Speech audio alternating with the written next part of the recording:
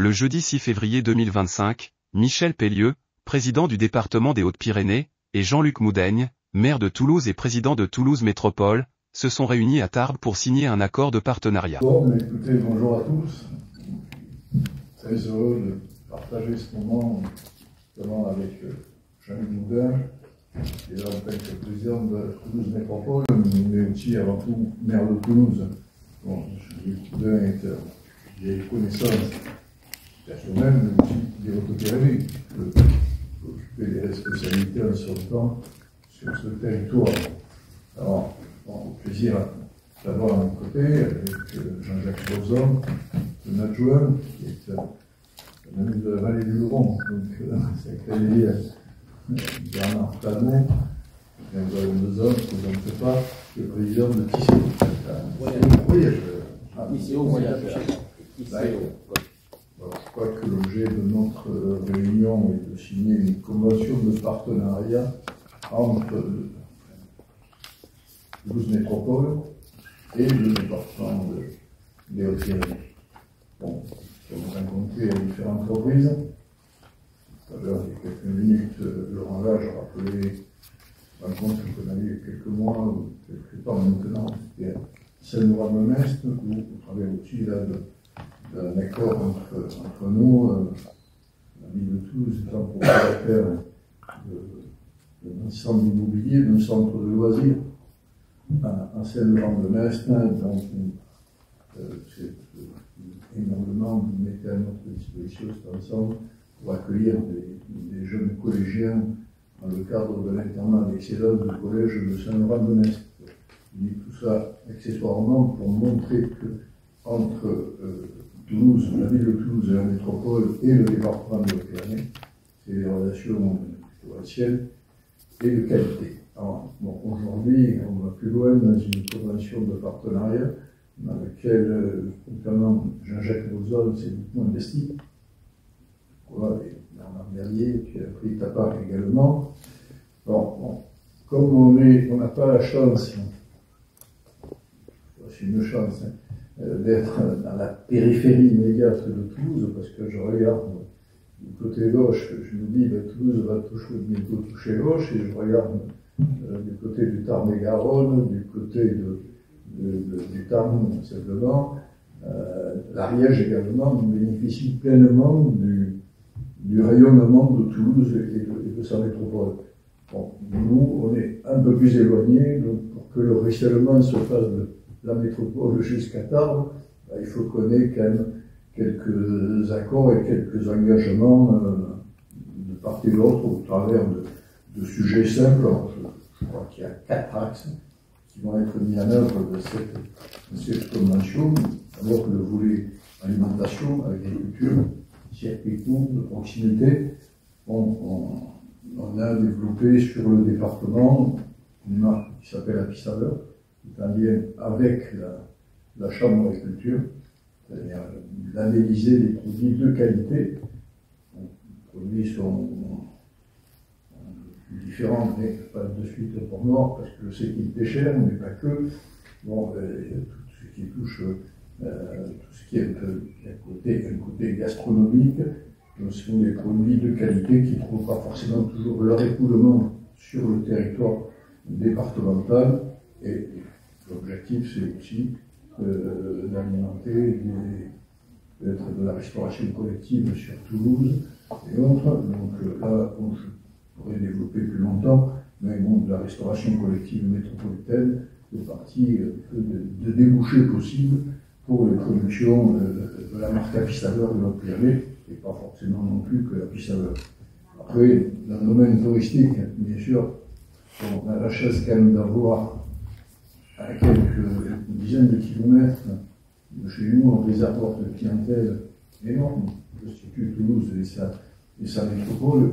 Et là, si je mettrais la casquette quelques instants de président de station de sport d'hier, je sais combien le marché toulousain est important pour le développement touristique de nos territoires et le fonctionnement, bien sûr, des entreprises que nous avons dans ce domaine-là.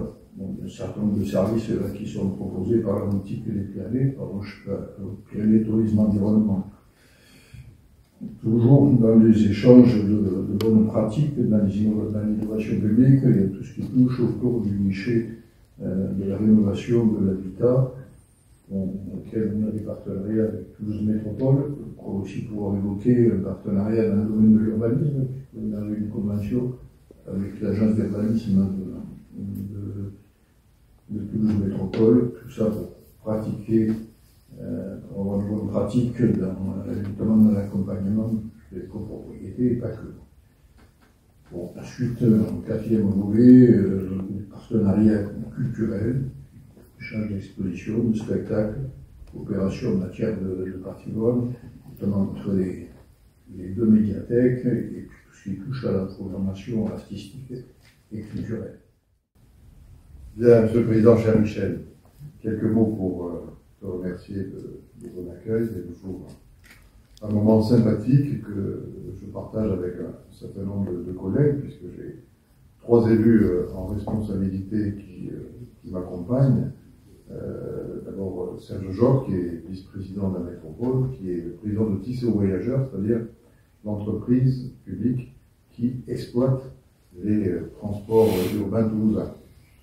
206 millions de passagers au passage en 2024.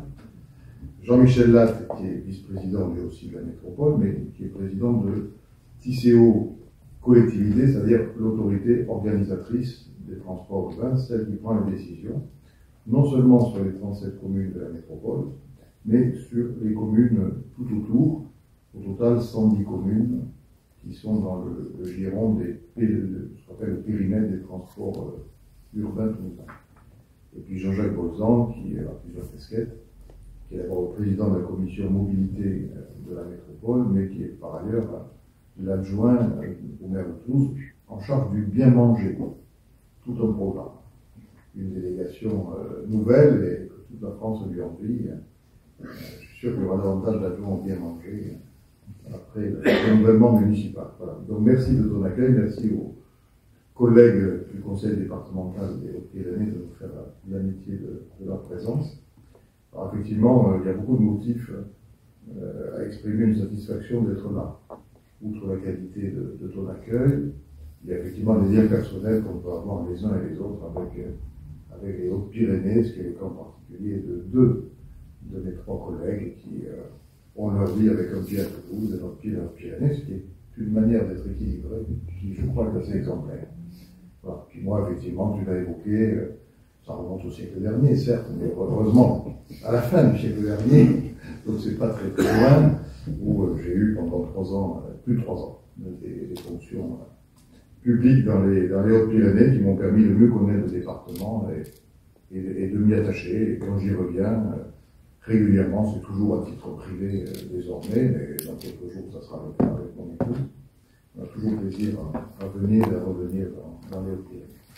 Et puis il y a ce lien qui est plus ancien encore, que tu as évoqué, qui est entre la ville de Toulouse et Saint-Laurent-de-Nest, où depuis très longtemps, nous sommes propriétaires d'un ensemble foncier qui nous permet d'accueillir régulièrement pendant les vacances scolaires des petits Toulousains qui n'ont pas beaucoup de moyens, des familles très modestes. Et on a maintenu, quand on a démarré cette action, que beaucoup d'autres grandes villes ont laissé tomber parce que c'est quelque chose d'assez coûteux, il faut bien le dire. Et nous, on a fait ce choix, et il y a des quartiers très défavorisés, très urbanisés, où les enfants ne connaissent pas un autre univers que celui de leur quotidien. Alors, effectivement, là, on a décidé d'aller plus loin et de mettre en œuvre un partenariat à l'image de ceux que nous développons depuis 2017. On a été une des premières métropoles françaises à refuser l'idée que les métropoles doivent être auto-centrées, de manière un peu égoïste sur elles-mêmes. Et au contraire de dire, nous devons établir des liens avec les territoires qui sont dans notre environnement. Et donc on a passé un certain nombre de contrats de coopération. Le premier contrat de coopération que nous avons passé, c'est avec un pays situé dans la partie du Gers qui regarde vers Toulouse, où déjà il y a des liens de fait. Et on a développé donc des coopérations. Alors les coopérations, on les développe toujours un peu sur les mêmes thématiques, hein, échanger sur le plan de l'économie, sur le plan des mobilités, parce qu'on a des gens qui travaillent dans la métropole toulousaine, mais qui habitent en périphérie, parfois dans d'autres départements, et qui font le trajet. Et puis sur le plan culturel, à cause de la richesse et de la diversité culturelle extraordinaire de la région, et sur le plan alimentaire. Et j'insiste là-dessus parce que c'est un enjeu nouveau qui n'existait pas il y a quelques années, et qui fait qu'aujourd'hui, les urbains, ils regardent de plus en plus ce qu'ils mangent, ce qu'ils ont dans leur assiette. Et chaque fois qu'on leur propose des circuits courts, des produits qui sont bio ou pas bio, mais qui sont tracés, qui sont labellisés, ou qui viennent de pas loin de la région, c'est quelque chose qui retient leur attention parce que ça participe à la qualité de se nourrir que de s'appuyer sur les produits de la région. Alors on a multiplié les partenariats, j'évoquais la partie est du Gers, mais on a également développé un autre contrat dans la partie ouest, dans la partie pays de l'Armagnac. On a signé ici en 2022 avec Gérard Frémèche un contrat de coopération avec l'agglomération de Tarbes-Lourdes-Pyrénées, avec Montpellier, parce que c'est l'autre métropole de la région Occitanie et que les maires de Montpellier successifs auxquels j'ai eu affaire, que ce soit Philippe Sorel ou Michael Delafosse, comme moi, ont voulu que nous soyons dans la coopération et non pas dans l'affrontement, puisque nous sommes un peu les deux locomotives de cette région Occitanie. Et puis, des intercommunalités également situées dans la Haute-Garonne, le Comminges, évidemment, avec la communauté de communes Cœur de Comminges. Et puis, au nord, le Val d'Aïgo, les Hauts-de-Lausanne, le Frontonnet. Voilà. Et donc, nous développons ces coopérations, un petit peu toujours sur les mêmes thématiques, et nous avançons pour que les Toulousains aillent faire du tourisme dans la région, et inversement que les habitants de la région puissent venir davantage à Toulouse. Sur le plan alimentaire, je vous ai décrit quel est notre dessin, qui s'appuie aussi sur un record que détient Toulouse parmi les grandes villes. C'est une des grandes villes qui a le plus de marchés.